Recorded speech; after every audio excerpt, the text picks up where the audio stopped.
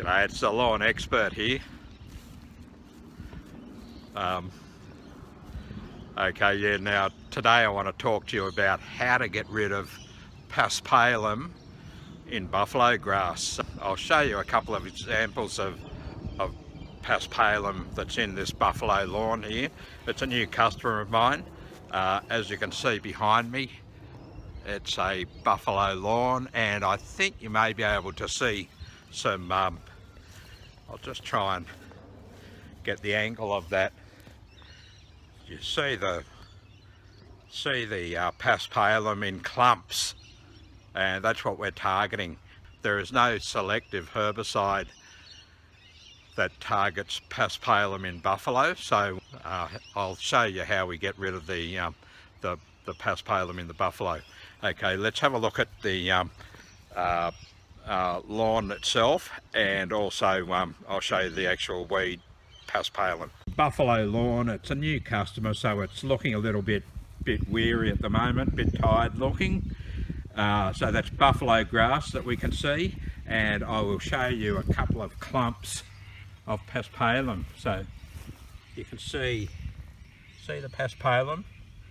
Now I'll go to another plant of Paspalum, and you can identify the weed or the plant by the flower and the seed head.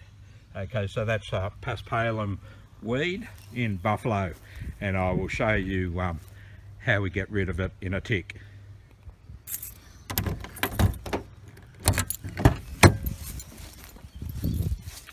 The herbicide that I'm going to use, which is in this little device, this I'll show you. I'll lay it out on the lawn and show you what it looks like, and then I'll explain how we get rid of the Paspalum out of the buffalo.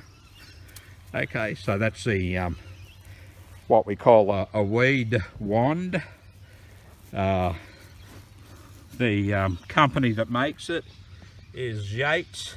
They're an Australian company, I think, and it's called a weeding brush, but we always refer to it as the weed wand. And I'll show you what the okay, I've just taken the lid off. I won't lay that down because that weed wand is full of pure Roundup, and what we do is we just gather the Paspalum up, and we just wipe the weed wand, the brush, which is full of Roundup or glyphosate, and that's how we get rid of the Paspalum in buffalo.